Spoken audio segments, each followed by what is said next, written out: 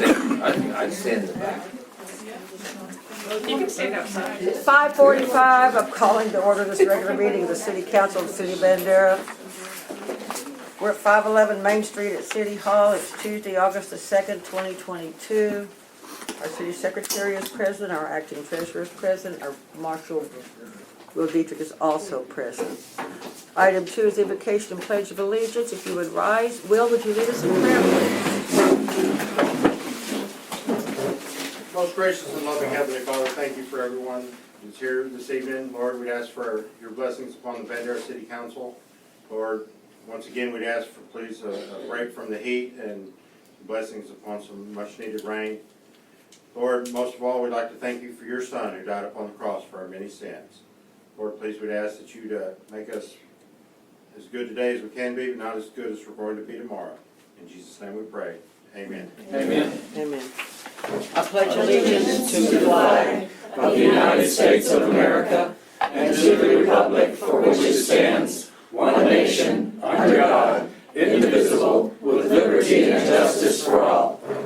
Honor the Texas flag. I pledge allegiance to thee, Texas, one state, under God, one and indivisible. All right, thank you, everybody.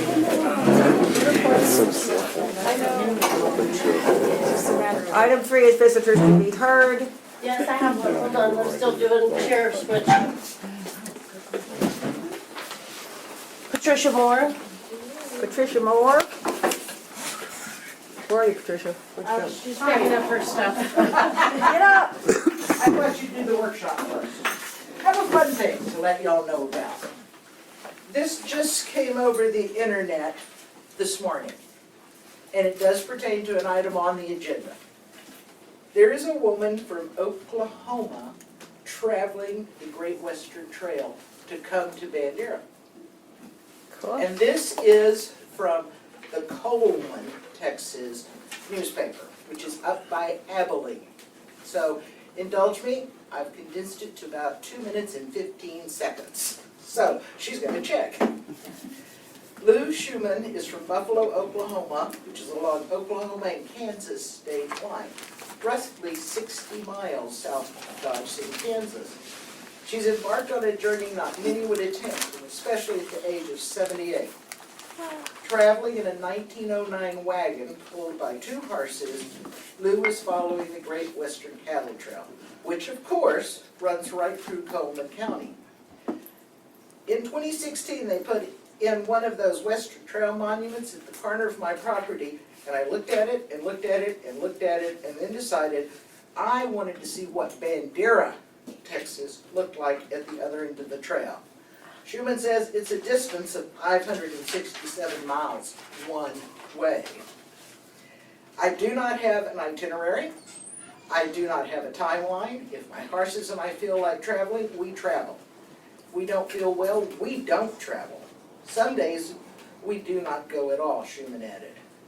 So if you're reading this article on Monday, August 1st or Tuesday, August 2nd, chances are you'll see Schumann embedded in Coleman County or somewhere along Highway 283 as she travels south toward Bandera. She travels with 35 gallons of water for her horses and plenty of bottled water for her to drink. She has food, but hasn't always had to fix the meal. She's been aided on her journey by police chiefs, highway patrolmen, prison guards, ranchers, parents of competing high school shotgun shooters, and several rodeo families.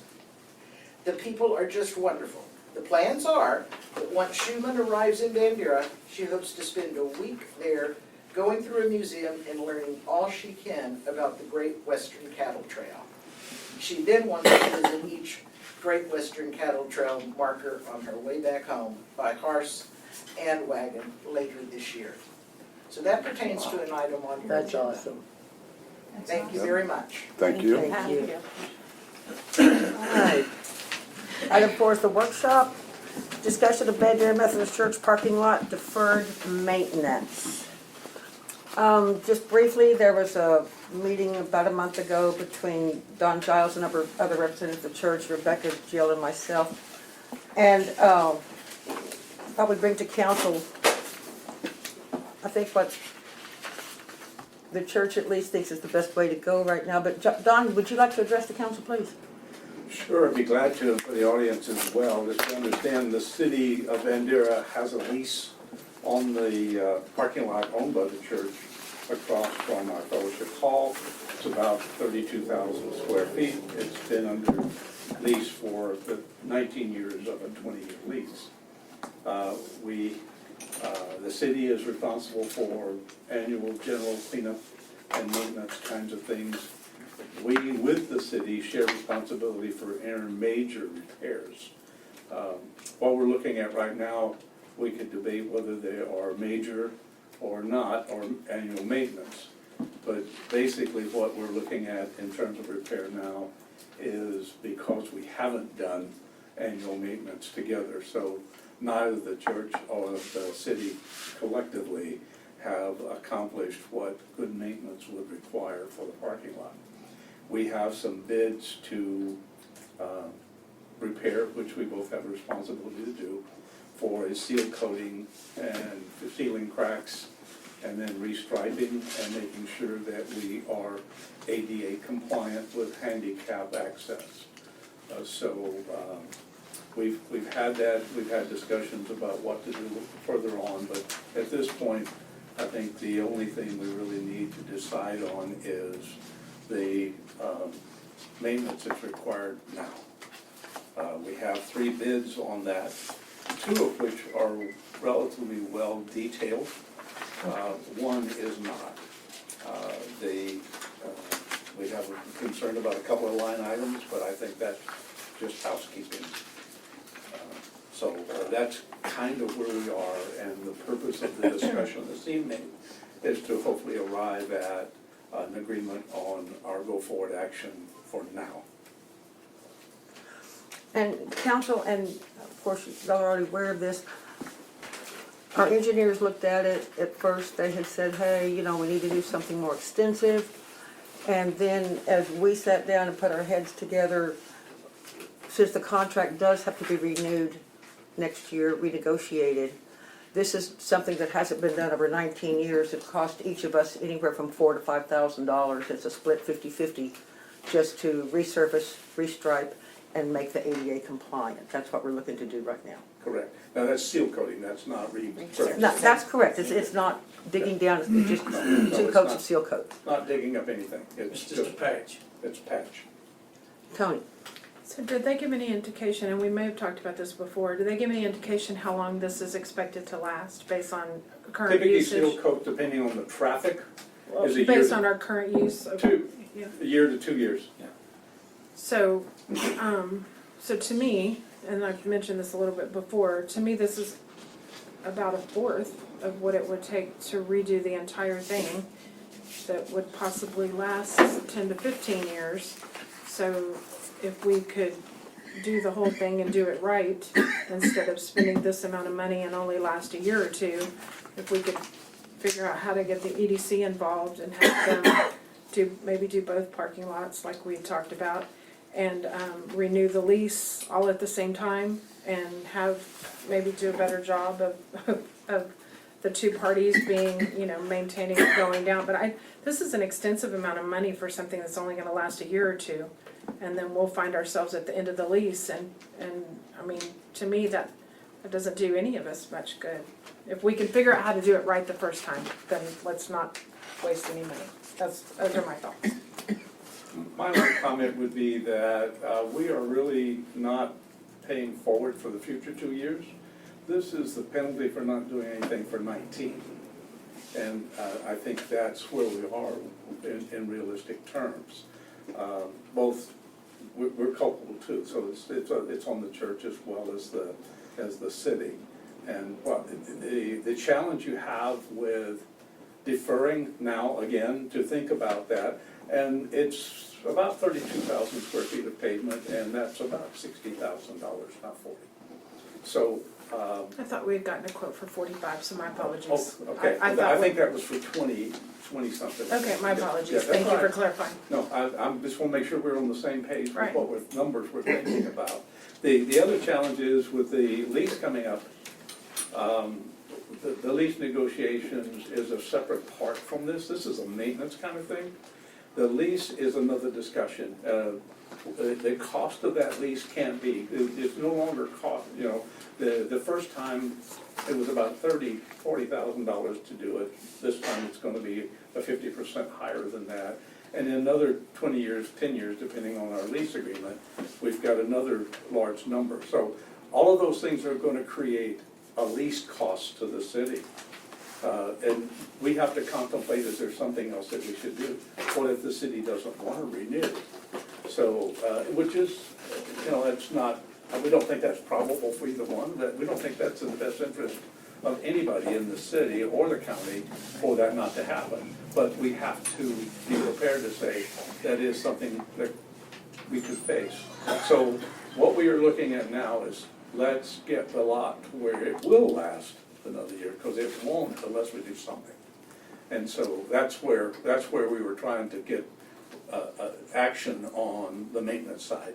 Right, if you don't mind, yeah, and I totally understand where you're coming from, but since we are so close to the end of the lease, and I, as an elected voter and steward of citizens' money, I don't necessarily want to pay this much money in penalties for people that didn't do what they were supposed to do. I would rather put the citizens' money to something that would last longer.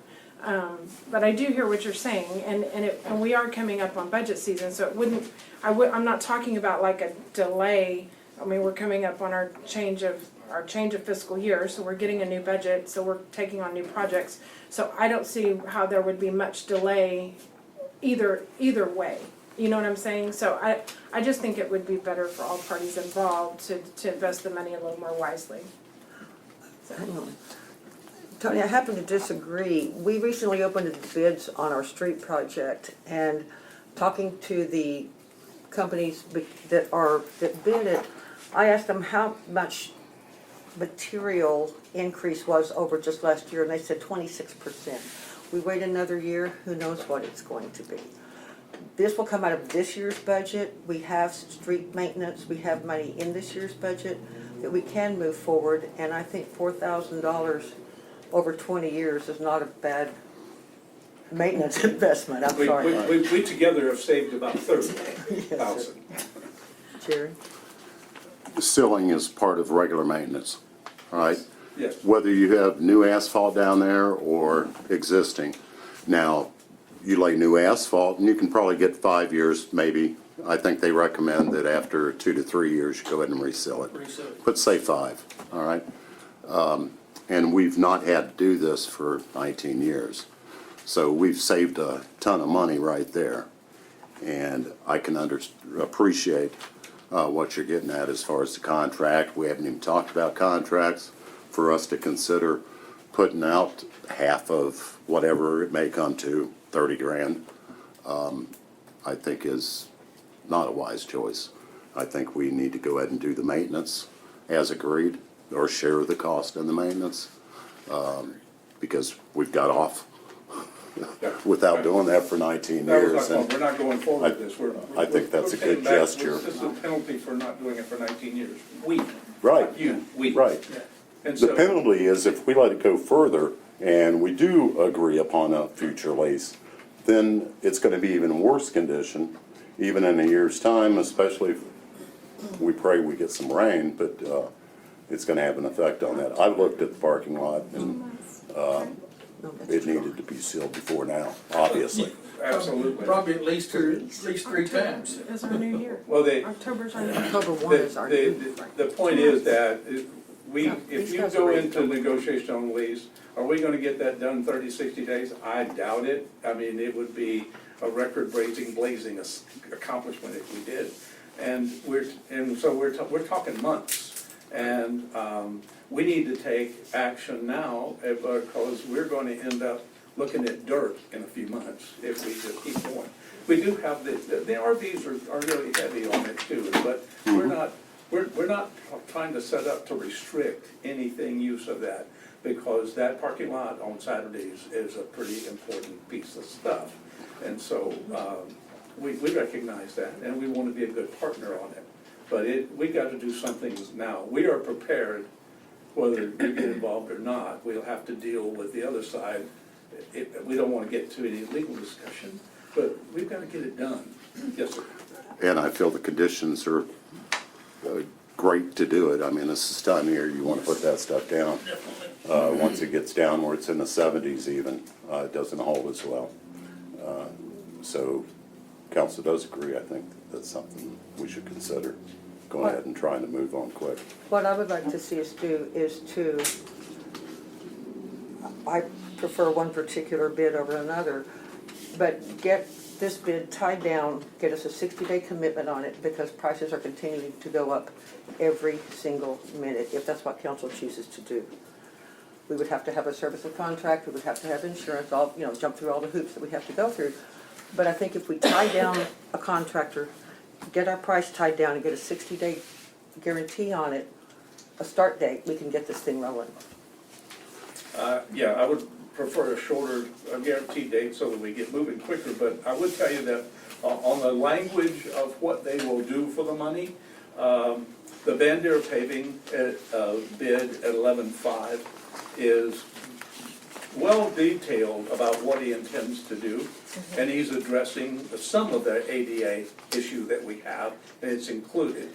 The only thing that we're concerned about, and as we walk through it with Chris of CLS, is he's got $750 worth of tar in here to fill some seriously large cracks and to approach some low-lying alligator spots where it's really broken up in small chunks. And that's pretty important. So if this other guy can do that, I like this. I'm not trying to spend any more of ours or your money, but this is a good detail.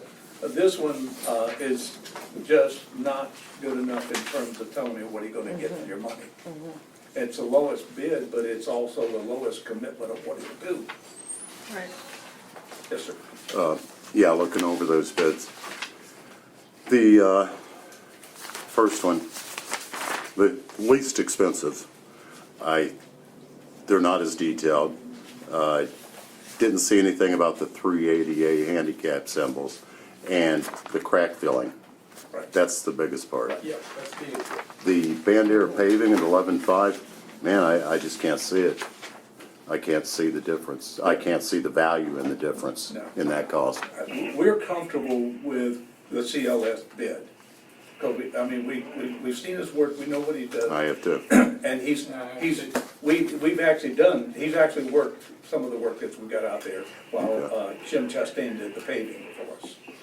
But this one, we can trust this one. We're talking $50 less than, it's $9,000, $4,500 a piece. They've been around a while. Yes, sir. Yeah, I know they've done quite a bit around here. He done my parking lot out of it. Yeah, other ones, big ones that he's done.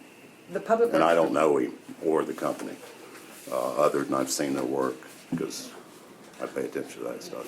the public works director and I met with Don, and I believe somebody else was there. I beg your pardon, I don't mean to be pointing. Yeah. Anyway, we met on the church parking lot, and Chris came and met us.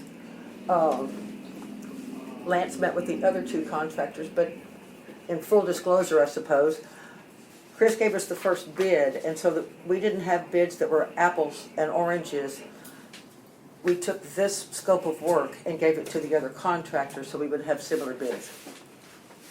So that's how we accomplished the bids that we got. So, that being said, you know, if council wants to approve the project and approve a contractor and authorize me or the new city administrator here to be soon to pursue the contracts and all the legal ends of it, work with the church so that we have an understanding, then I think we could move forward. Well, this is still a workshop, so. Yeah. Yes, ma'am. Any further comments, input? No? Well, I guess I would ask, when do you suppose we might start working on addressing the potential for the new lease? Do we need to, I don't remember the month. I know it's 2023. July. It's July. July, so we have a year. It's 1 year. a year out. But we might want to have a series of workshops over a period of time to talk about different opportunities for both of us. We will not solve it in one meeting, Yeah. one session, no Yeah. way.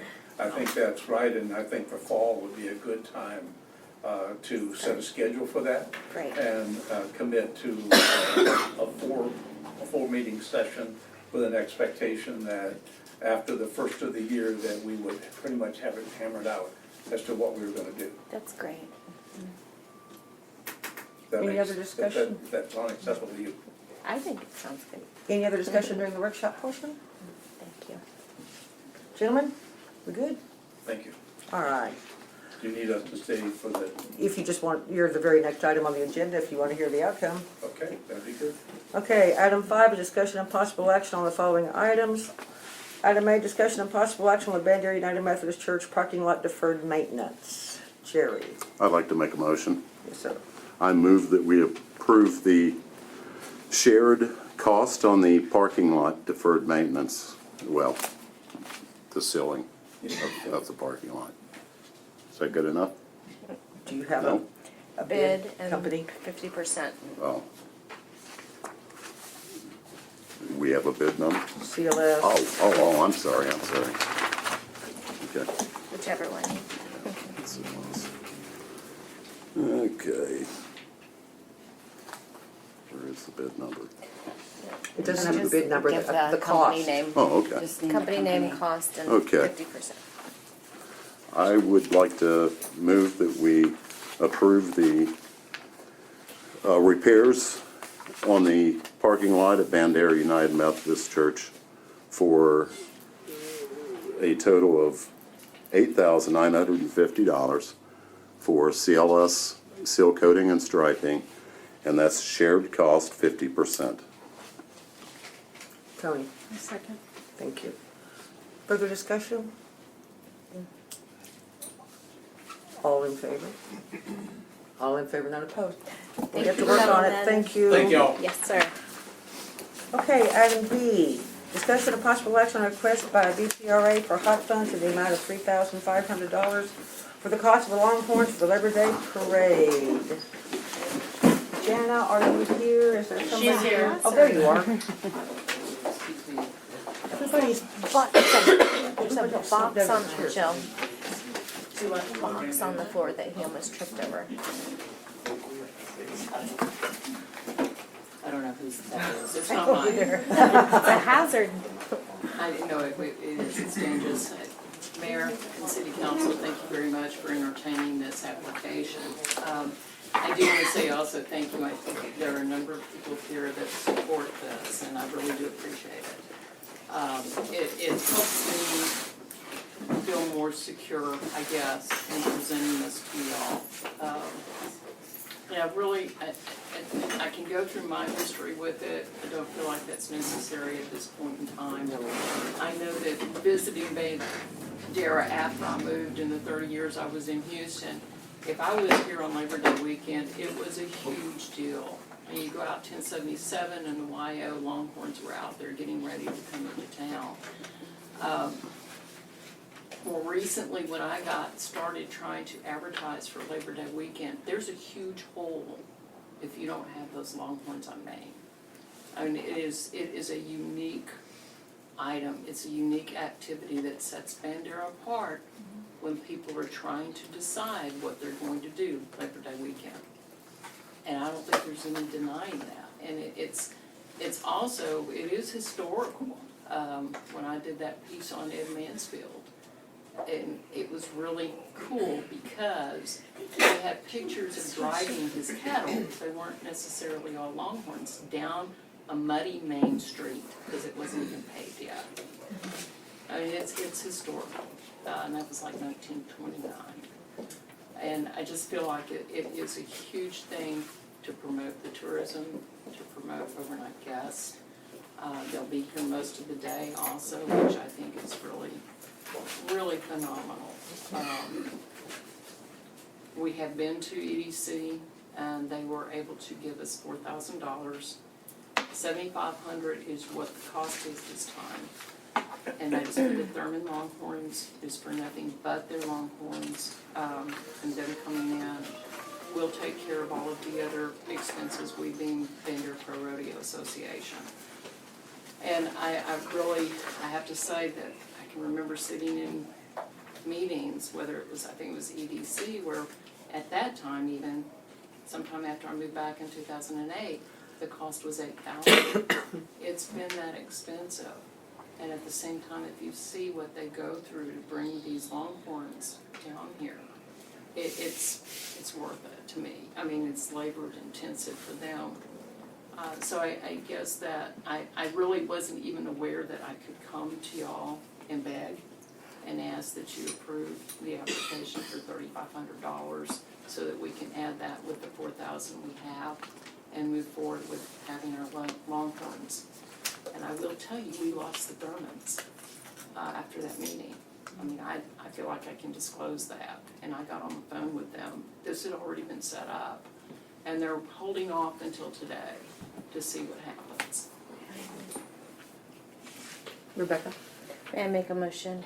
are you through with your presentation? I am, yes, and I mean, I'm here for questions, but. Yes, Rebecca.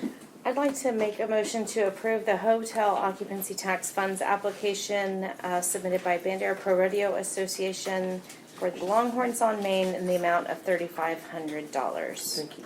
Tony, Christine, everybody. Any further discussion? All right, all in favor? Yes.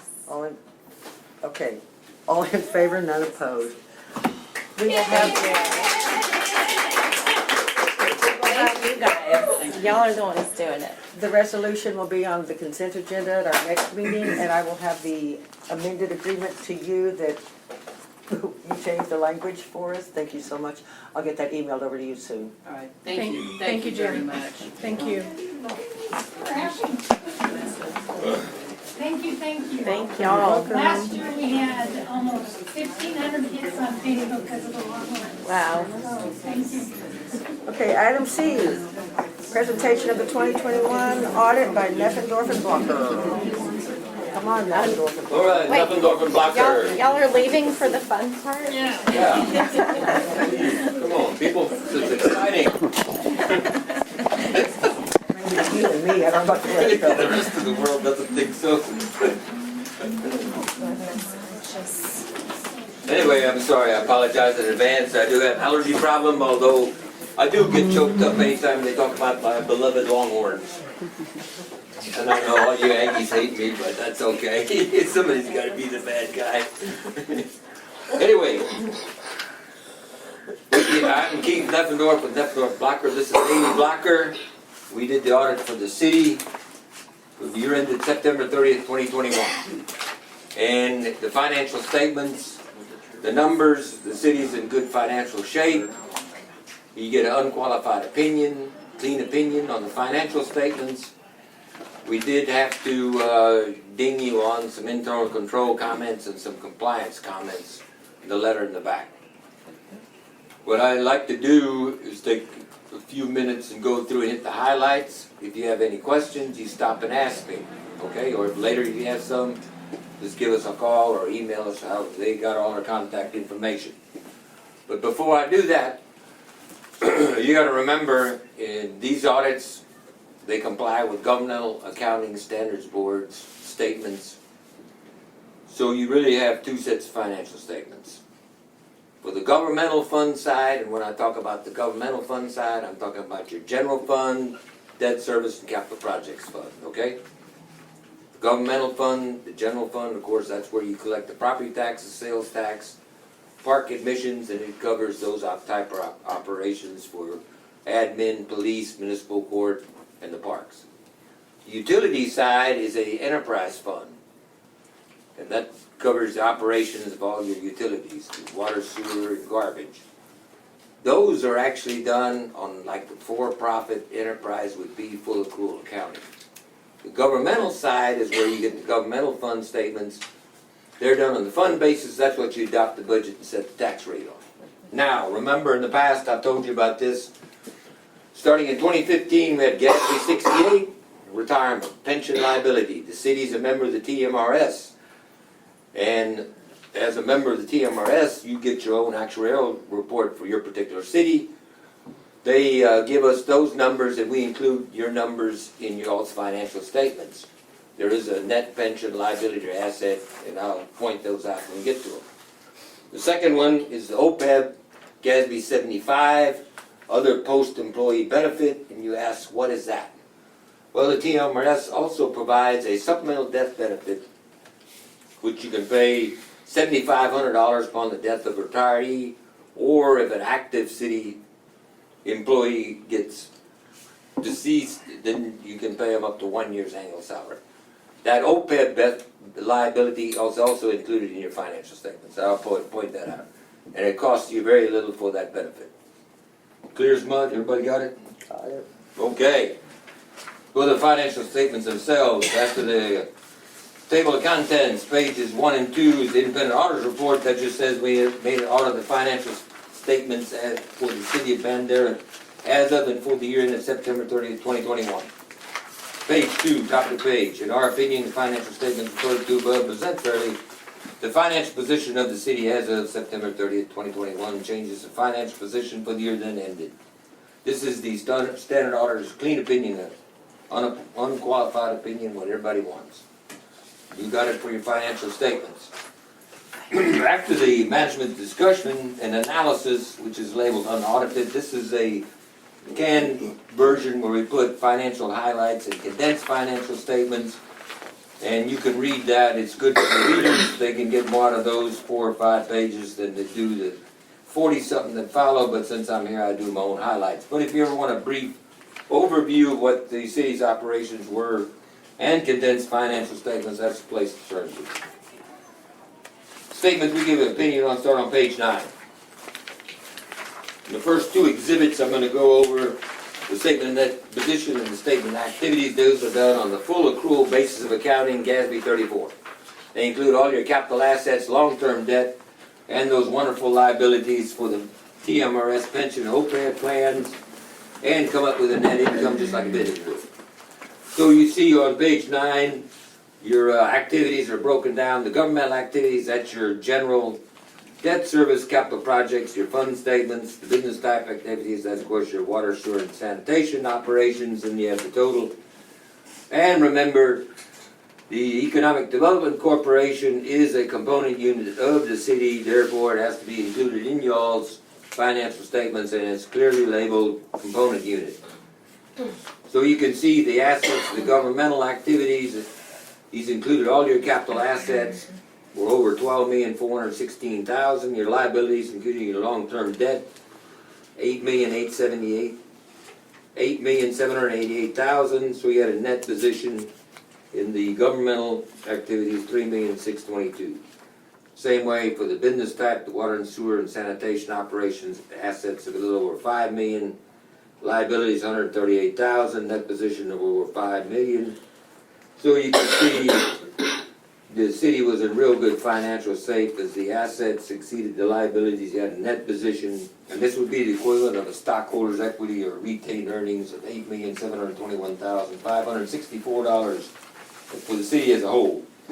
The liability you can see for the OPEB liability was amounted to $107,000. That's the last line in the liability section, $107,826. And in your assets, the last asset, net pension asset, so actually your retirement plan was fully funded and had a net asset of $180,467. So it was in good shape, but I'll have some comments later on that. Pages 10 and 11, statement of activities. This would be the equivalent of a net income statement for the city. And once again, it's broken down by the government activities and business type activities, and then it also shows the separate for your component unit, the Economic Development Corporation. The governmental activities, including depreciation, total expenses $1,939,894. After you subtract off your charges for services, this is your parks fees and admissions, your municipal court fines. And then it shows at the bottom of the page how that is financed through property taxes for general debt service purposes, sales tax, other taxes. So you can see the government activities had a net change positive at $37,657. The business type activities, the total expenses were $1,245,394. Charges for services, water, sewer, and sanitation charges. So it had a net profit shown, or net change in position of $534,043. So you see both operations, the total operations for the city last year had a net income of $571,700. The Economic Development Corporation, the revenues exceeded the expenditures or expenses by $151,400, so it also had a net change positive across the board for all your funds and the component unit. Another good operating year. Pages 12 and 13 are the fund financial statements. These are just done on the fund basis, so they don't include your capital assets and long-term debt. They're broken out by the major type of funds. You have the general fund, the capital projects fund, that's the fund that you're accounting for the Texas Water Development Board money in. And you can see a lot of that is still, hasn't been spent, so that's why you have those restricted assets, over $7.5 million for the Texas Water Development Board funds. And then the debt service fund, that's the fund that's used to account for you levy a debt service tax. That portion is recorded in the debt service fund and used to pay the principal and interest on the bonds. And the hotel motel, you levy or collect a hotel motel tax from all the hotel motels and pay out, and that's the fund that's accounted for, and then you have your total of all the governmental funds. So you can see the general fund, the fund balance, the assets exceed the liability, was in good financial shape, $1,980,000.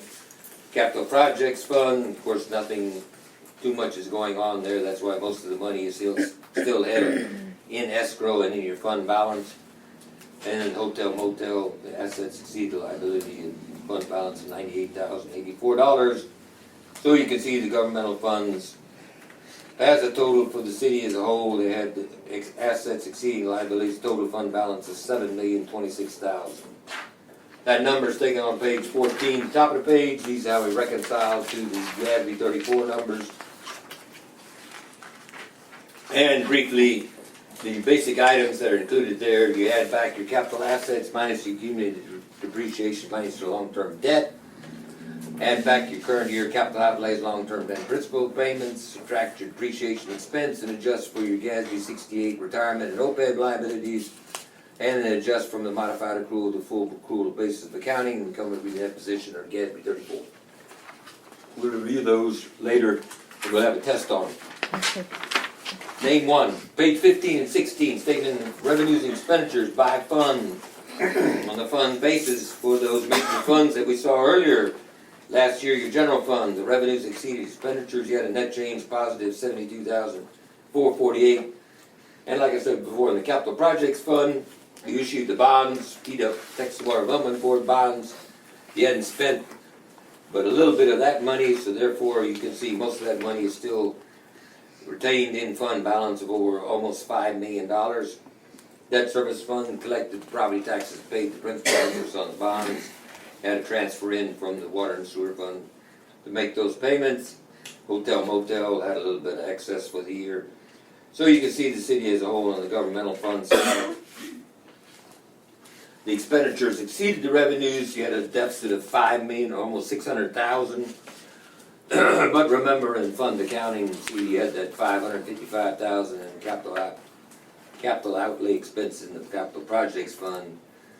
And so the reality of it is, you pull out that big amount of capital outlay, you've only had like a small $50,000 deficit in those funds. Add back your other financing sources for the bonds and the bond issuance costs, so you have a total net change positive to $2,321,174. Once again, you take that number at the top of the next page. These are the reconciling items to get to the GASB 34. Adding back your current year capital outlays, long-term principal payments, subtracting your depreciation expense, and adjusting for your GASB 68 retirement and OPEB liabilities. Page 18 is a separate balance sheet for the water and sewer fund, and it just shows those assets and liabilities, and I've already went those. Those are the same numbers that you saw on the front statements. Same way on page 19, the statement of revenue and expenses, the net income statement for the water and sewer sanitation fund, and that just shows the same numbers that we showed before, as the operating income of $488,781. After your capital contributions and transfers out, the total net change $534,043. Page 20 just shows the case statement of cash flows. What cash was generated by operations, $605,000. What was used operating transfer out, purchase of capital assets. So you had a net increase in cash last year, $442,000. And page 21 just shows the reconciling how you get from operating income to adjust for the accruals and add back your depreciation and give you your net cash provided by operations.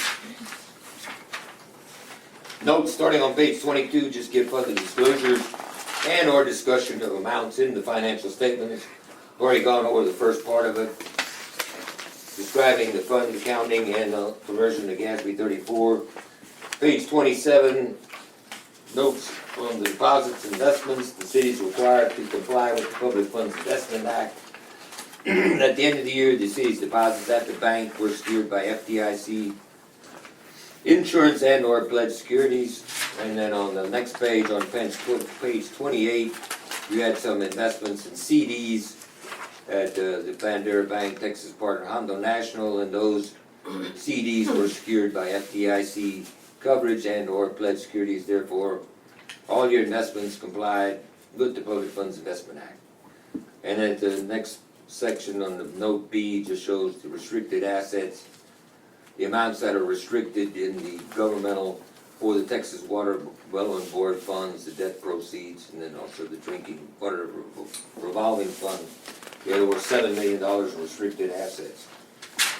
Page 29 shows the changes in your capital assets as the city is doing some projects and completing them, and you can see the changes in those categories of the capital assets and the related depreciation amounts. Page 30 shows you changes in long-term debt. You paid the required principal amount on the 18 COs. You issued the 21 COs for $2.9 million. Therefore, you paid your required principal payments and are in compliance with those debt instruments. Page 31 shows the retirement plan. This is the note disclosure required and is provided to us by the TMRS. It just goes through the description, benefits provided, contributions. Last year, the city contributed $98,000 to that retirement benefit. Goes through their actual assumptions, and then at the bottom, page 32, it shows last year you actually had a net pension asset if the assets down there exceeded the pension liability by $180,467. Then on the next section on note K on page 34, this is the OPEB benefit. That's a supplemental death benefit provided to retirees and or active members. And that benefit goes through the same thing. It tells you the amount of contributions for the city. It only cost the city $4,221 last year to cover all those people. And it goes through the same thing, the assumptions, contributions, benefits, and then on page, top of page 36, it shows your OPEB liability is $107,826. And remember, for this benefit, there is no, it's not like an actuarial where they're accumulated asset, it's just done on a pay-as-you-go method. You pay the $4,000, they receive the benefit, and this is your share of the liability. So there's no funding requirements, you just pay as you go. And the last of the notes just show on page 37, we give the additional disclosures required for the component unit Economic Development Corporation, as its assets, cash in the bank and CDs also have to be secured by FDIC insurance and or pledged collateral. And it also shows you changes in their capital assets. And it gives at the bottom of page 38 some awards they've given out, what they collect or spend on those. Then finally we get to the required supplemental schedule on page 40. The city is required to show and comply with the budget, the actual numbers in the general fund, and this shows last year. The revenue side, you actually took in 94,000 more than you had planned on the budget. And the expenditure side, your budget expenditures were $81,000 less than you had planned. So overall, you had in both cases, you had a positive variance to the budget. Good job.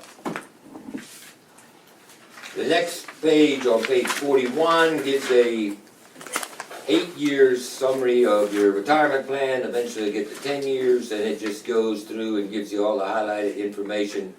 The key in running the city, as you as the governing body, you should focus in on items C and D. The net pension liability asset and the percentage funded, you can see, as it's been funded for over 100% the last 2 years. So far, that they've done a real good job in monitoring that, and you actually have a net pension asset.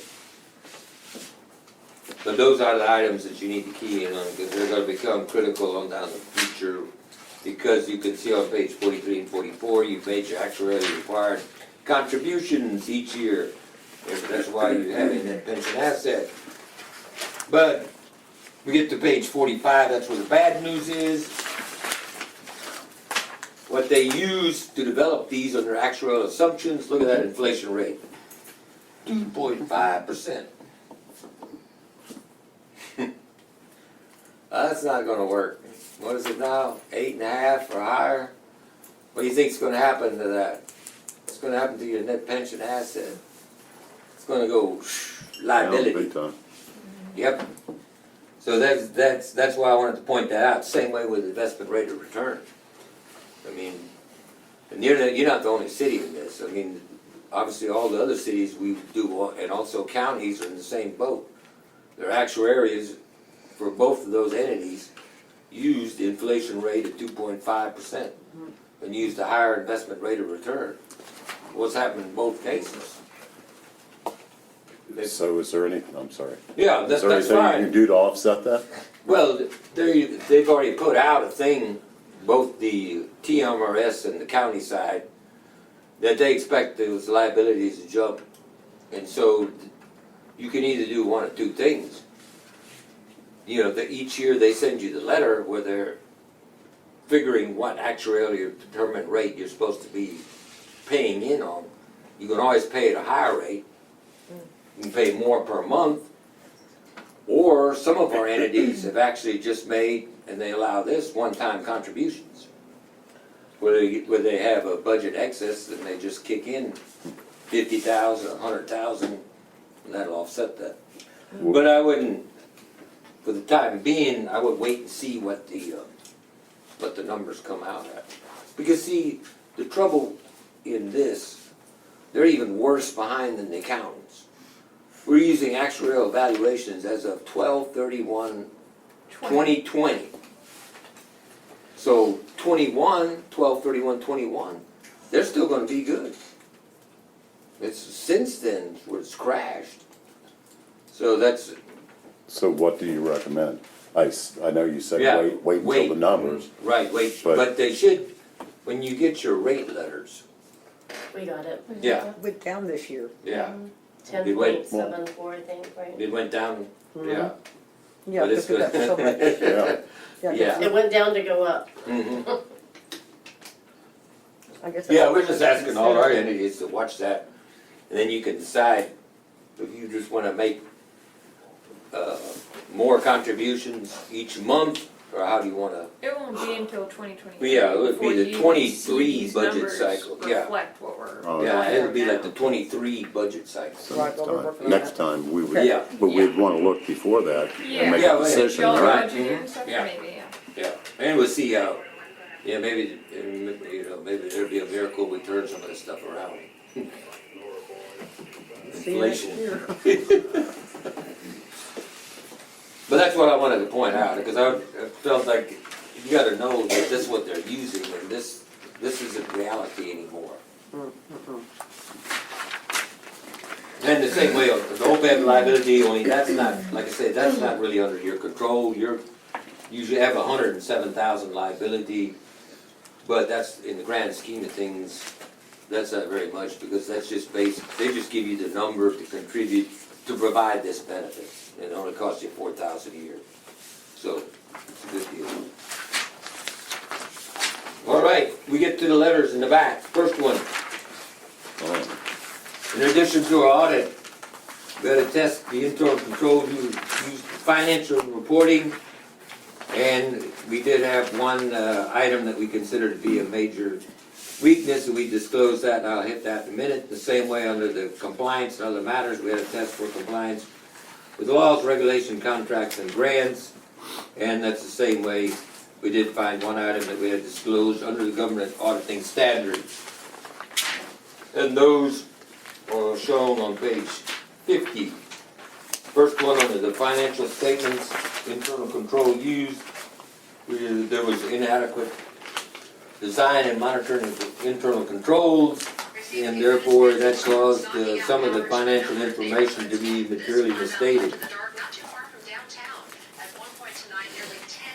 Anyway, our recommendation, of course, is obvious, that you go to correct internal control by providing ongoing reviews and evaluations, and monitor your financial information to make sure that all the information is complete. The other one on the laws, contracts, compliance, since you have loans with the water and notes with the Texas Water Development Board, those bond covenants require the filing of an annual financial report on time with them.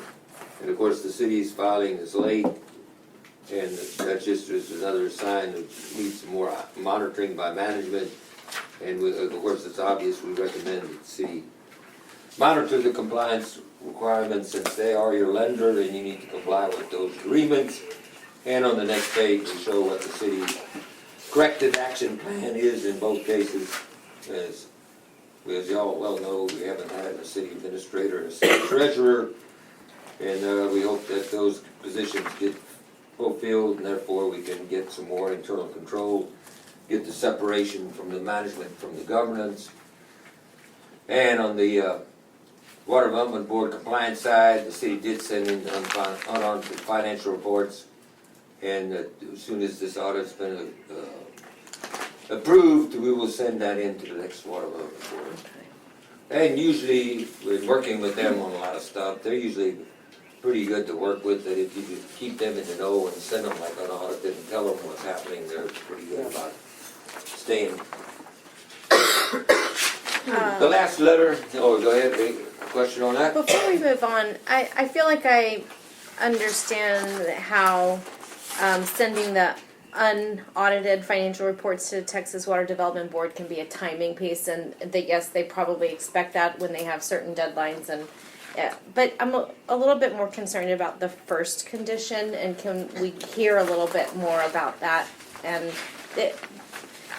I understand the language you're using here is describing the condition, the criteria, cause, effect, recommendation, and corrective action, but I don't know that it really tells me enough about what's going on that caused this problem.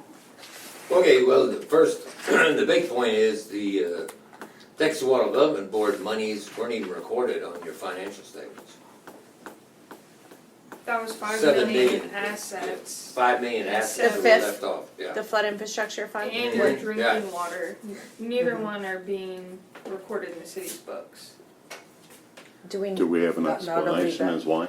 It's not just those, it's our grants are also not being recorded. This is one of the problems that I told council about, that we were working on going back to 2018 to try to get all this stuff brought forward, because nothing has been recorded. The information is coming here, it's just not being entered into the Right. books. So the reports y'all are getting aren't reflecting the Texas Water Assets. Development Board projects. Does that make sense? See, in their defense, or not, I'm not, what, in code, they run their stuff through the bank, the local bank. That's got the deposits, checks, and all that. This Water Development Board money is in a separate escrow account, okay? So it's not like a normal operating thing.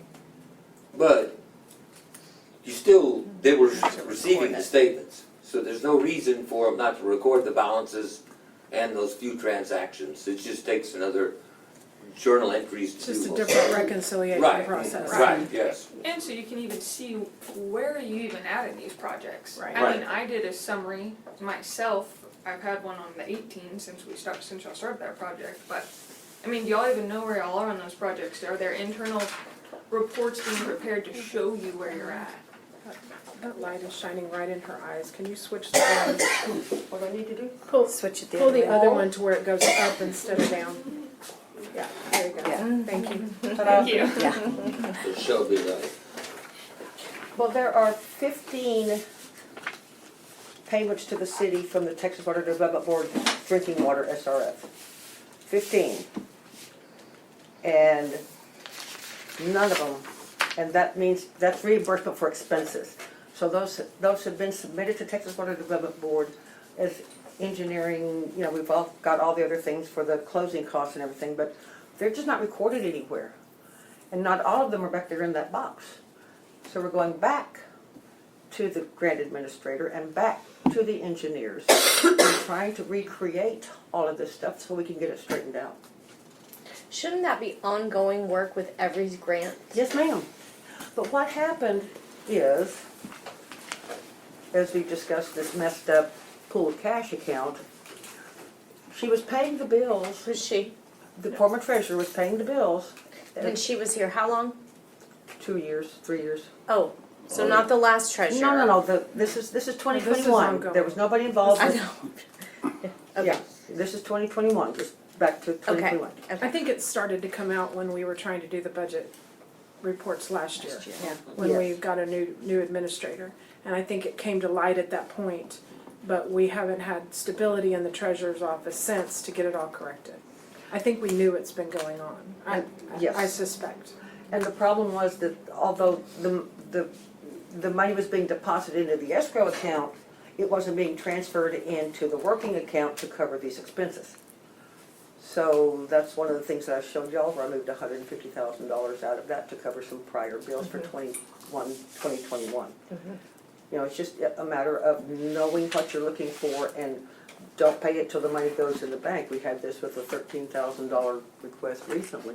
Right. You know, held on to it until it comes to the bank, and boom, there's the bank, we move it over there, pay the bill, it's out the door. But I think from what I understand, if this is all that's on our ding report, it sounds like the money's there, that, I mean, it's not like there's any kind of things happening, it's just a matter of finding someone that knows what they're doing to clean it up and make, and have stability in that office. So- Yes, that'd be correct. Of course, the, the side to that could be, yes, there was a lot of stuff that's not recorded. We think it's all there. Right, We have documentation from the escrow account. We know what that is, right. but But until we do truly Right, clean it up, right. there's really That's no why way we for come sure. We On know that that they're second- materially correct. right, Because what wasn't being recorded, Texas Water Development Board, they had documentation on their side. So Right. we at least had one side Right, that had the numbers. yeah, we sent them letters and they confirmed, gotcha, thank you. yeah. But anyway, what I was gonna say, the second part of that is that second letter that's in the back, that has all our recommendations. And in that, we cover some of the same stuff, where we're saying what needs to be improved. You know, the first part of that letter, that just goes through that we did the audit, so we had no, these types of stuff, but we do always have those recommendations, and those are listed starting on page 2, where we, like with the Public Funds Investment Act, you should have the required training, and each year you should review and approve an investment policy. What you was talking about earlier, the Capital Projects Fund, now we have kept a summary for audit purposes, because we have to, when we record those on your capital assets and depreciate them. But the city, same token, should keep that summary and going forward for each of the grant projects. And I provided in that packet, I don't know if y'all have ever seen the depreciation schedules, but I gave copies for the utility fund and the governmental funds to Allison. Okay, So good, you can see what's construction in progress and things like that. thank you. Go ahead, Jim. Can we back up? Yes. Public Funds Investment Act. Uh-huh. Why was the training not completed? Well, the previous. Has it been started? Yeah, I think she's checking into it now. I'm signed up to do it in August, but that's only gonna be for this year. It was not completed last year by the treasurer. That was No, the, as far as I we, thought the city treasurer is, I mean, the city secretary is named as the investment officer. Suzanne, is that the one we tabled? We Yes, thought that's the one we tabled. No, the treasurer is. Yes. Yes, that's what I'm doing in August that y'all discussed at the meeting. Yeah, I understand that, but the we city didn't have it. treasurer has always gone to the I thought I read somewhere that investment act training. the city secretary was, maybe I read it wrong. Very well could have. I haven't done it in 6 years, so. Huh? I haven't done it in my almost 6 years. Didn't you so. know we added that to your, to your Yeah. Other duties other as duties assigned. as assigned? I'd love to go to Austin with Allison, I mean, it's fine. That's right. Both one of those. That's a sure way not to go. Move on. Well, and usually, like the investment policy, that has to be reviewed and approved annually per the Public Funds Investment Act. And most people clarify who's that investment officer that year when they adopt that. And I did read it wrong. Allison found one and she's going through it with Haley and they're cleaning it up and to present to council. Cool.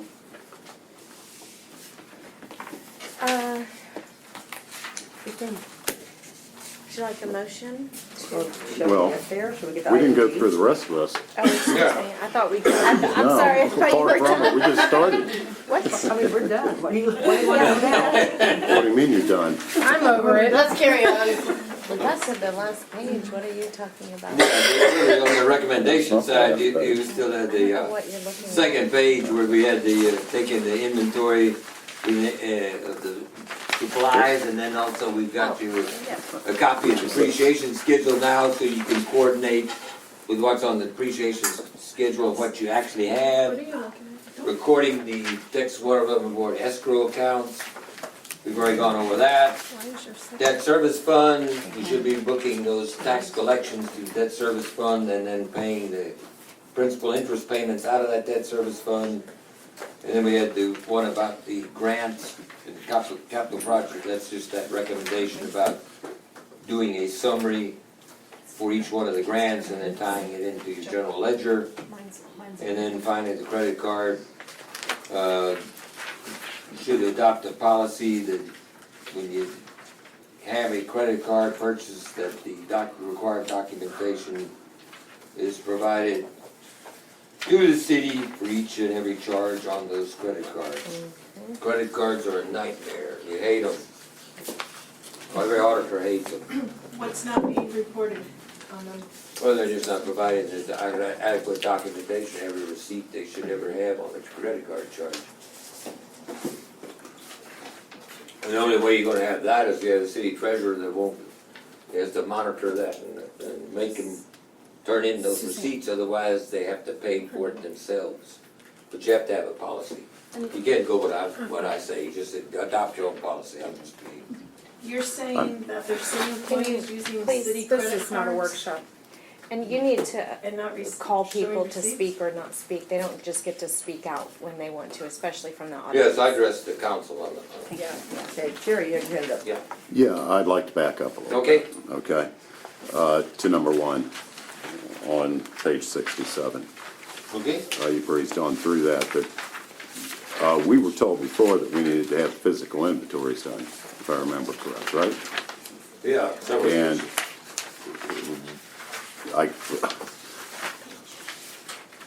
I'm surprised that we haven't done this.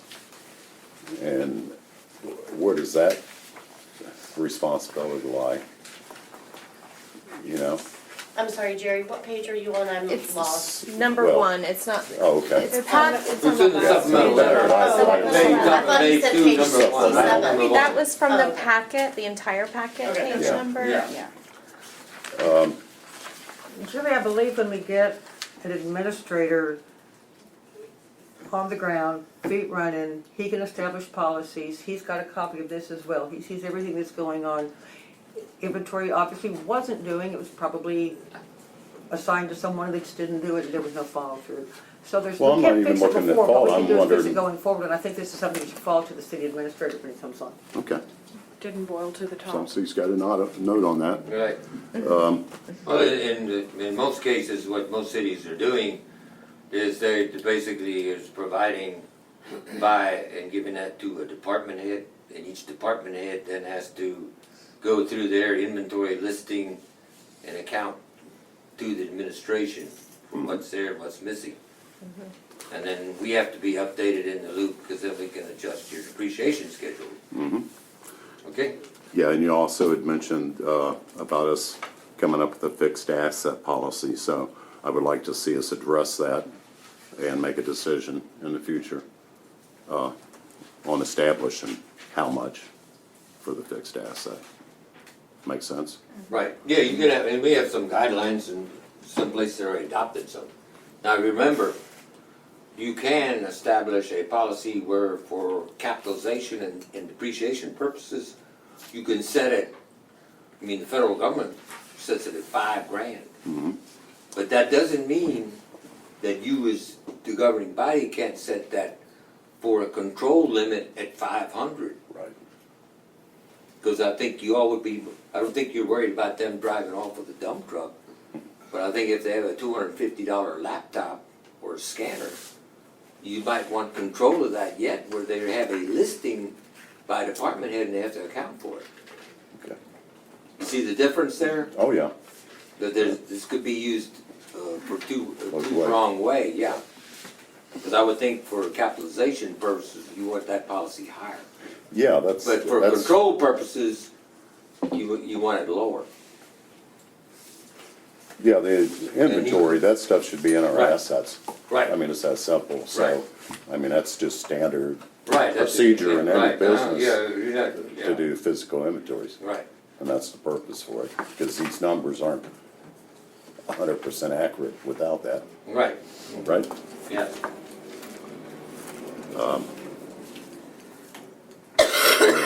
Some of this you already addressed, so I'm just scanning through it. Explain, if you don't mind, if you could explain the INS tax collection versus debt service.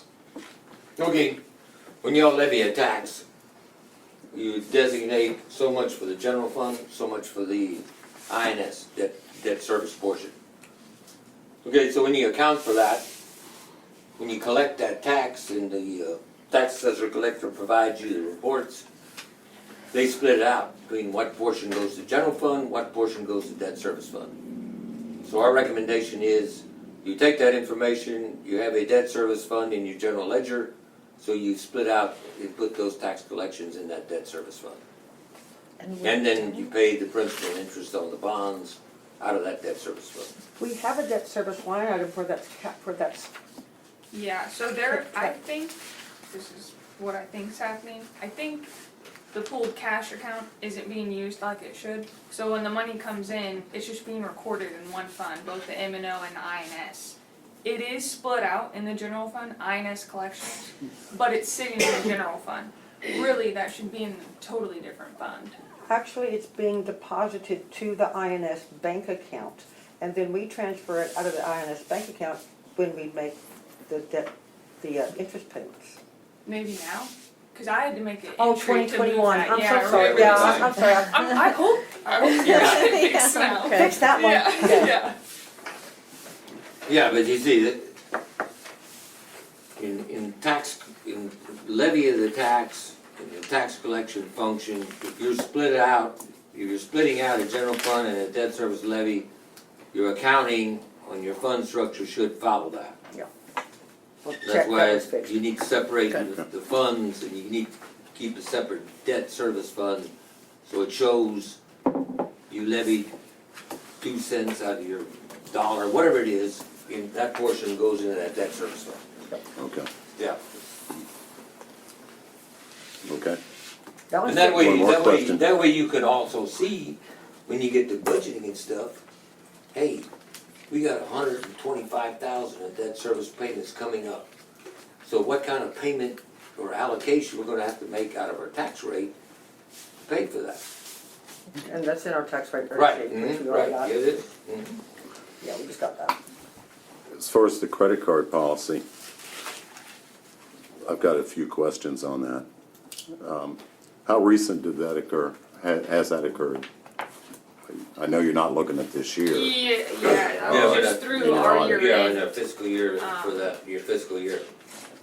Okay, There were several items noted. Obviously, they didn't jump to materiality, or it would have been a major internal control weakness, but It there would- were, it- it didn't accumulate to a material amount, the stuff that was undocumented.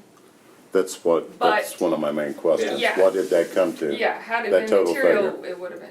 an I didn't internal buy a new control. truck with the city Huh? credit card. Yeah. I did buy a new truck with the city Yeah. credit card.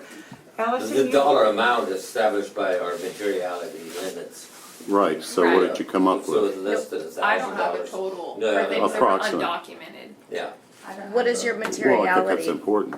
limit? What's the for threshold? financial statement purposes, yeah, it's Like like, that. general fund would be like $5,000, utility fund would be like $15,000 for So if it materiality. accumulated to Still a lot of $5,000, money. it would be, Yeah, Okay. it was definitely less than $5,000 on the, now remember, those are the items we test. We test a sample. That's what I was gonna ask Yeah. too. How, You took a what sample. percentage of Yeah. We the just total test a sample. samples did you Right. test? Yeah. Right. Have you We got a usually- clue on that?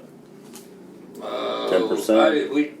I don't can do- even tell you exactly what we looked at, but I know we always look at least, we look at one credit card bill. Statistics, we don't And we use, go through it almost in its entirety to see if it's fully supported for reasons. we don't use But- statistical sampling, we Okay, use judgmental. okay. I've been Good. doing this a long time, and I can take a detailed general ledger, and I go line item by line item, and I can look at those items that are recorded in there, and I can ask them to pull those invoices.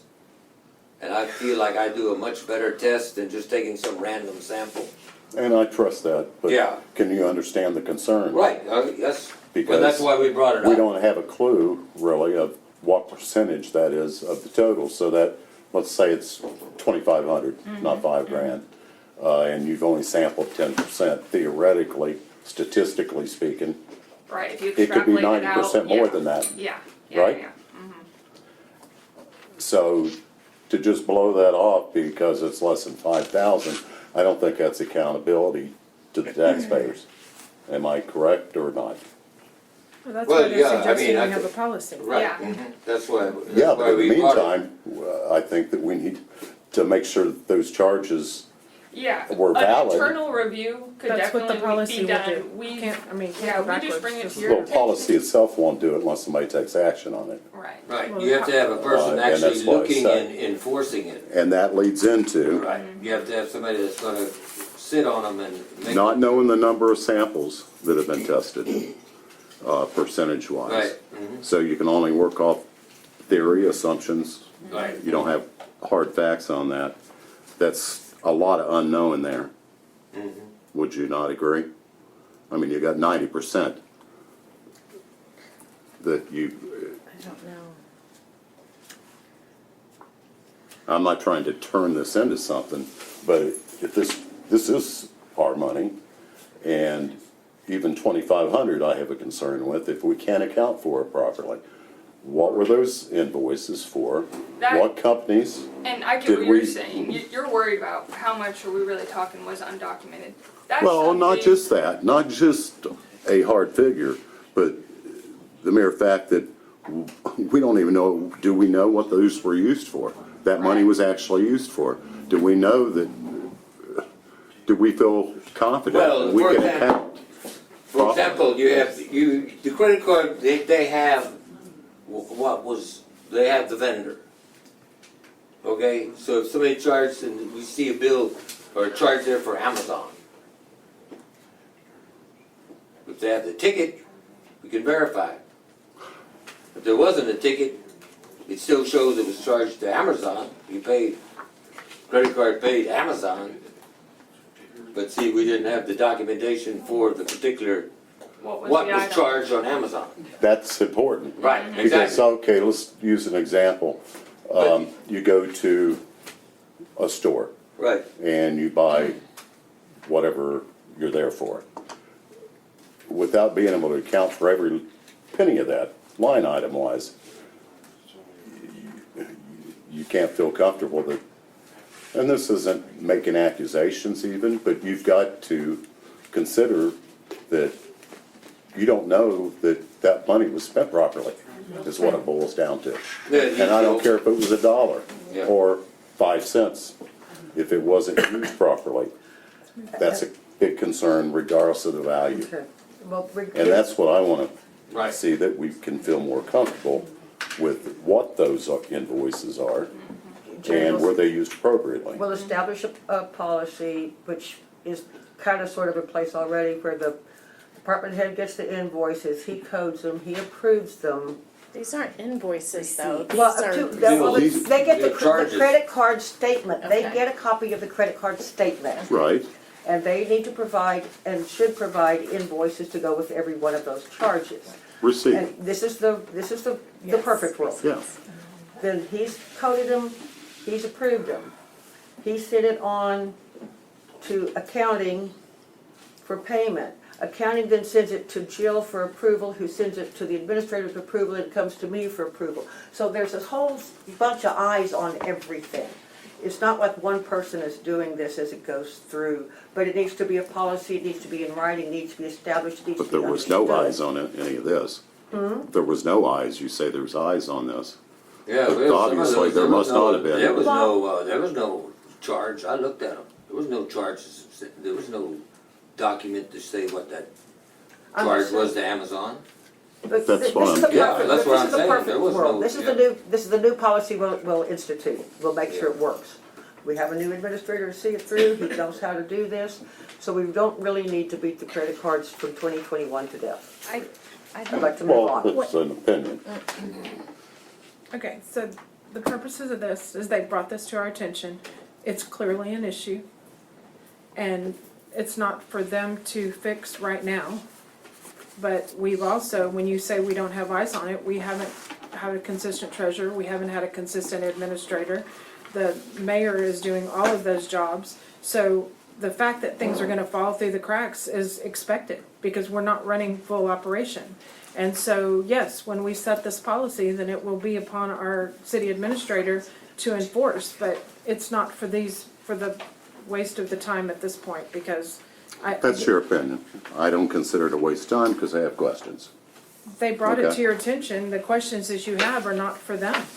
The questions that you have are for internal control, where are these receipts I that don't match get these credit corrected. cards? I know why I was asking. Thank you. As wrong as you are, there you go, okay. Sure. So you think? Okay. Wow. Okay, okay. Really, our recommendation is, and some of them done that, just eliminate them. Because all they are is a headache. And I can tell you that, I've seen them through the years, I've seen them at schools, I've seen them at cities, I've seen them at counties. And that's the number one problem. well, Not only y'all, everybody, I- because they just don't follow through with the documentation. I And that's don't. why. Common course in business. Yeah. So what it was just like the federal government. If you see abuse, what happens? You punish the whole thing, you just take them away. Okay, Disagree. Thank you. Policy. Oh, I'm sorry. Did y'all, do you have any other questions? but I would like to say, because I was actually shocked when you said the words unqualified, we got an unqualified audit, because I was expecting Yeah. bad news. Mm. But, thank you. We Yeah. got through another I unqualified do have audit. one question for them.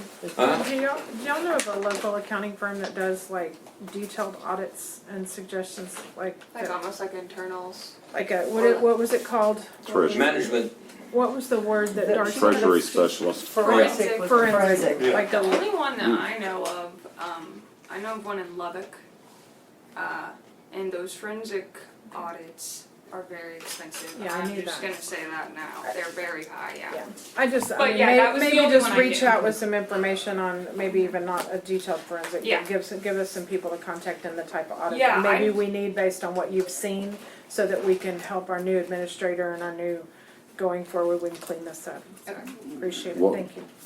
What would be your opinion on a treasury specialist versus a forensic audit? If we wanted to make sure that we implement the proper controls and procedures and everything else, would that be more appropriate for a treasury specialist to do or through a forensic audit? I, Which correct me if I'm wrong, forensic audits are not common. No. No, And specialty. typically, they're, when you suspect. Some sort of misdoing. Yeah, there you go. Yeah. I was trying to think of a good word for that. Right, is that correct? Right. I don't feel like this is an So agenda if we're item, not Mayor. suspecting any of that, This is presentation. but we are concerned with making sure these controls Okay, are why don't we implemented properly, contact them after the would it be meeting, the Jerry? treasury specialist we'd want? Jerry, So that's in my question. Well, I think it depends somewhat on how, what kind of level you want them to do. Dig deep, or just get in and do some policy and procedural stuff.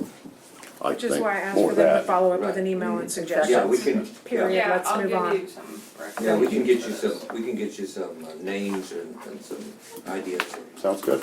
okay, thanks. Okay, good audit, yeah. Item D, approval of a resolution acknowledging receipt and presentation of 2021 audit by Neffendorf and Blocker. Rebecca, Move to approve resolution 2022-019. thank you. Jerry, I'd like to second that. discussion? All in favor? All in favor, none opposed. Thank you so much, All right, guys. but we will- We'll get on it earlier next year Yeah, so we can okay. make that Uh-huh. a Yeah. day. Appreciate it. And we And can- always give us a call if you see something later. Sorry for all the And then we questions. can, no, that's right, and we can get you that with that. Okay, item E, discussion, excuse me, and possible action on the available options for addressing concerns related to the drought impact on water levels and activities within the city park. Let me start this conversation with this. Starting with the July 9-10 weekend, not July 4th weekend, the next weekend, our weekend revenue at the park was $3,100. Then the next weekend it was $1,700. Then it was $850 the week after that. Then it was $20 this last weekend. $20? $20. Porter Our labor- Sucker bought a Yeah. ticket to get in. Our labor, it was one car with 2 people in it. Yeah. Our labor runs $700, but we're fully staffed. Cut staff back this last weekend, and it was roughly, these are estimates, it was roughly $200 for labor. The river is not flowing. We know, yeah. You know, we all know all of that. I'm not suggesting we close the park, but I am suggesting that we stop charging. I mean, it's just, we're just got people standing out there, maybe have our, I don't know, whatever y'all, but that's the numbers and that's where we go. So what do y'all think? Tony? So I think the painful reality is that we still have people going into the park regardless of whether or not they're going into the river. And the reason for the charge is to supplement the fact that they don't pick up after themselves and we have more influx in city park traffic. Now, I think maybe the charging of it is probably decreasing that traffic, ultimately not having to, so I don't know whether if we Kind of don't way out, charge, yeah. then we're gonna have people in there and, you know, so what's the balance, right? I mean, cause, you know, you've got people in town and if we're not charging, people are gonna go. And so who's picking up after them if we don't have anybody down there on the weekends? I can't disagree. Jill? We only have like 3 or 4 weeks left that we charge anyway, and typically after school starts, the attendance to the park drops way down, Well, which and is school gonna be started next early, week. didn't Next week. Yeah, okay. So I think the attendance is going down anyway. If we wanted to, at minimum, have somebody just going through there picking up trash, but we also have an on-call person that we're paying 2 hours a day that could make a run through the park during that 2 hours. So the people, and I go down there every weekend, the people are just not coming. I mean, nobody wants to swim in that water. And the trash hasn't even been that much to even pick up. We're also paying the $600 a month on the porta potties that are sitting out there. We can get rid of that cost this month. I mean, it's just, I think it really needs to be done until maybe the holiday weekend, and then see what the river's like, because that's our last weekend, is that holiday weekend. The Labor Day? Yes, so maybe see what the river's like and just get staffed for that weekend, and then close like not close, but stop charging like we do all throughout the fall and the rest of the Rebecca? Can the motion be to temporarily suspend charging at the city park and leave it to an administrative decision for, I don't feel like it Yes. needs to come back to council. If you guys wanna staff it for the holiday weekend, I say let that be decided administratively. You all, I don't know if you'll find that it's worth it to haul those porta potties off and then bring them back for the big weekend, but I think leave that to y'all's discretion. And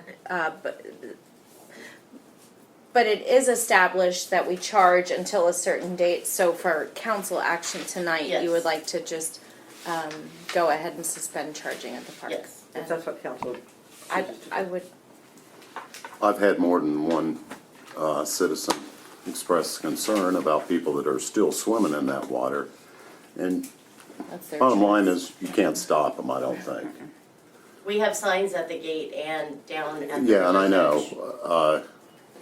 Is there any possibility of getting signs that say no swimming? I mean, You can't. not that stop you people can't from enforce getting in it, the not water. that you can enforce it, that you can't do that. Historically, every time the River Authority puts those signs up, I always have people constantly asking me, does that mean we can't swim? I explain why the signs are up. And It also means Would you you can't jump swim from in the, the- from the bridge and they do it anyway. historically, what I find is the people Don't jump will off the keep, bridge. they will jump in the water, they will let their kids jump in the water. They will Yeah. generally keep their dogs out of the water, is what they will do. Yeah. That's what I found after 10 years. They keep their pets out of the water, but them and their kids both get in the water. Yeah, and I know you don't have any enforcement power. I give the best advice I can, and that's what I see happen, is they keep their dogs out of the water. Rebecca? I'd like to make a motion to suspend the park entry fees at City Park. Tony, second. Further discussion? Do you need anything else stated in I that motion? think council has made it clear that it is an administrative decision. If council will suspend the fee, yes, I Tony. was gonna say, I would request that the amendment say that administratively they can determine what to do to Okay. reinstate the charge on Labor Day if they so Okay, there see you go. fit. So, Just to leave that caveat in there. so I'll amend my motion to just say administrative decision can be made to reinstate charging fees, Labor Day, blah, period. blah, blah. Well, Period. if it rains Period. next week, I don't, you know. There you go, to reinstate as they Be see fit. hopeful. Yeah, Tony, you good? I do. Yeah. Thank you. Discussion? All in favor? All in favor, none opposed. Item F, update on Summerfest ticket sales and revenue. I did email that out to everybody prior to also, so. Yes, thank you. So there it is. The city netted $5,179.91. There was total general admission of $6,670. General admission credit cards, $1,263. Veterans cash, $170. Veterans credit cards, $41.84. We had $2.65 of extra money. So we had a net income of $9,200? Ma'am? Is that right? The top and the bottom, add those two together, about $9,200? Yes, ma'am. Significantly more than the charge of the, just renting the park without going through this mess. Yes, ma'am. Thank you. What is your point? I didn't catch that. It just means, like, before, you know, we wanted to charge a flat fee and let them have the park, and that seems to be what has been the headache. And it seems like we doubled our profits by not doing that, Right. so. And of course, we'll be plugging these numbers into this year's budget and using, I would say, well, of course, we get to budget on this, but it should only grow, and I would say just round it up. Yeah, for and next year's if and when we have a river, it would even be Oh, it'll more also than be that when we too. get there, yeah. I don't think that 92, where did you get that number, Tony? City's portion on the top and city's portion on the bottom. I think The that vendor the The one on the bottom, includes the one on the top. That's what I asked, are they two different? Okay, and the that's answer the was yeah, total. okay. That's our total, Yeah, our net. yeah. Oh, Okay, well then it's then it's It's even, 5,000, then it's yeah. the same. 5179 for $51.79 each, for and each of when us. we rented it, it was 4,000, 1,000 per section. Still good. Point exactly. Okay, so it's not Yes. 91. See, I I was just, when I Explaining first, it. well, see, What's when a I normal first looked at it, when you day? sent it to me in email, I thought, How oh, much we well, pull on it's a the same normal day? as. Well, as we've been seeing, have- they haven't been that great. There's like 3 people talking at once on, can we clear the air, please? Okay. It can be as much as $3,000, it can be as little as 20, as we have just seen. But I would say roughly $3,000 on it. How much? I'm sorry. Rebecca, I agree with that. I was gonna About say how much? Roughly 3,000 is Oh, a good So day. we still done better than average. Yeah, Cool. outside of a holiday. A holiday weekend sometimes can be a lot better, but a typical weekend is 3,000 a With, day. yeah, with the river level that it's been. Yeah. And this was just that one day too, remember, we were still open the next day, Right, Yeah. right. so. Very good. Okay. Item G, discussion of possible action on approving the employment contract with William Cox for the position of city administrator.